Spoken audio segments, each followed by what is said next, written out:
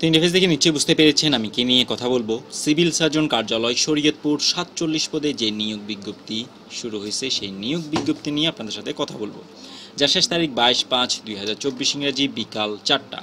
এখন কি পদে কারা কারা আবেদন করতে পারবেন সকল বিষয় নিয়ে আলোচনা করা হবে। তো আপনি যদি আমার চ্যানেলে নতুন হয়ে থাকেন তাহলে অবশ্যই ভিডিও দেখে লাইক কমেন্ট শেয়ার এবং সাবস্ক্রাইব করুন, সাবস্ক্রাইব করে অল বাটনটা সেট করে দিন।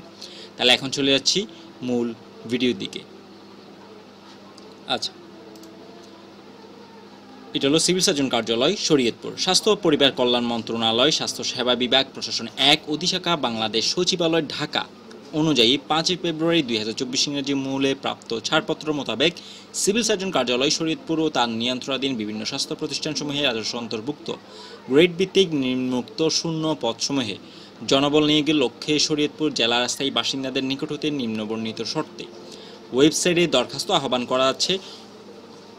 অনলাইন ব্যতীত অন্য কোনোভাবে আবেদন গ্রহণযোগ্য করা হবে না। এইখানে অনেকগুলো পদ আছে, প্রত্যেকটা পদের কাজ কীভাবে কাজ করতে হয় বা কোনটার কী কাজ সেই সম্পর্কে আমি এইখানের মধ্যে আলাদাভাবে ভিডিও দিয়ে দিয়েছি। আপনারা চ্যানেলের মধ্যে প্রবেশ করে ভিডিওসে এসে আপনারা এখানের মধ্যে থেকে সব কিছু জানতে পারবেন কোন পদের কী কাজ এই সম্পর্কে কিন্তু আমি এখানের মধ্যে বিস্তারিত তথ্য দিয়ে দিয়েছি। আচ্ছা, তাহলে 60 মুদ্রাক্ষিক কাম কম্পিউটার অপারেটর গ্রেড 14 কোনো স্বীকৃত বিশ্ববিদ্যালয় হতে অন্য দ্বিতীয় শ্রেণী বা সমানের সিজিপিতে স্নাতক বা সমানের ডিগ্রি, কম্পিউটার ব্যবহারে দক্ষতা, কম্পিউটার মুদ্রাক্ষরিক ইংরেজিতে সর্বনিম্ন গতি প্রতি মিনিটে 30 শব্দ, বাংলায় সর্বনিম্ন 25 শব্দ, ষাটলিপি ইংরেজিতে সর্বনিম্ন গতি 70 শব্দ এবং 45 শব্দ। তারপরে পরিসংখ্যানবিদ 2টা পদ কোনো স্বীকৃত বিশ্ববিদ্যালয় হইতে পরিসংখ্যান, গণিত, অর্থনীতি বিষয়ে স্নাতক বা সমানের ডিগ্রি, কম্পিউটার ব্যবহারে অবশ্যই দক্ষতা। তারপর কোল্ড চেইন টেকনিশিয়ান কোনো স্বীকৃত বোর্ড হতে রেফ্রিজারেশন বা এয়ার কন্ডিশনিং ট্রেডে উচ্চ মাধ্যমিক সার্টিফিকেট বা ভোকেশনাল পরীক্ষায় উত্তীর্ণ। এরপর অফিস সহকারী কাম কম্পিউটার মুদ্রাক্ষরিক কোনো স্বীকৃত শিক্ষা বোর্ড হতে অনন্য দ্বিতীয় বিভাগ বা সমানের জিপিএতে উচ্চ মাধ্যমিক সার্টিফিকেট বা সমান পরীক্ষা উত্তীর্ণ, কম্পিউটার ব্যবহারে দক্ষতা আর টাইপিংয়ে 20 শব্দ থাকতেই হবে। এরপর স্টোর কিপার 3টা পদ কোনো স্বীকৃত বোর্ড হতে অন্য দ্বিতীয় বিভাগ বা সমানের জিপিএতে যে পড়াগুলো আছে সেগুলো অর্থাৎ জিপিএতে আপনার উচ্চ মাধ্যমিক পাস করতে হবে, তবে আপনি আবেদন করতে পারবেন। তারপরে হলো স্বাস্থ্য সহকারী 38টা পদ। এই স্বাস্থ্য সহকারী পদে যারা আবেদন করবেন তারা সাজেশনটা সংগ্রহ করে নিতে পারেন। একটা হলো 30 টাকা আর একটা হলো 200 টাকা। যেটা 30 টাকা সেটা মূল টপিক লিস্ট, এগুলো আপনার থেকে বিভিন্ন গ্রামার থেকে খুঁজে বের করে পড়তে হবে পড়াগুলো। আর যেটা 200 টাকা সেটা প্রশ্নোত্তর সহকারে এমসিকিউ এবং লিখিত দুইটাই প্রশ্নোত্তর সহকারে আছে। সাথে বিগত বছরের বিভিন্ন মন্ত্রণালয় আসছে এমন প্রশ্নোত্তর, কিছু প্রশ্ন বারবার রিপিট হয়, এই ধরনের প্রশ্নোত্তর সব কিছু মিলে আছে।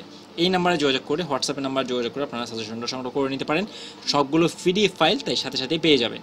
তারপর ড্রাইভার 1টা পদ কোনো স্বীকৃত বোর্ড হতে জুনিয়র স্কুল সার্টিফিকেট বা সমান পরীক্ষায় উত্তীর্ণ, গাড়ি চালানোর বৈধ হালকা ড্রাইভিং লাইসেন্স থাকতে হবে। অভিজ্ঞতা সম্পন্ন চালকদের অগ্রাধিকার পাবেন।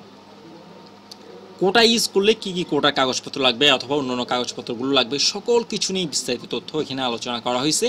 আর যারা স্বাস্থ্য সহকারী পদে আবেদন করবেন তাদের ক্ষেত্রে শূন্য পদের তালিকা অবশ্যই লাগবে। তো সেটা সম্পর্কে আমি নেক্সট ভিডিওতে বলে দিব, সেখান থেকে আপনারা ওই জিনিসটা পেয়ে যাবেন।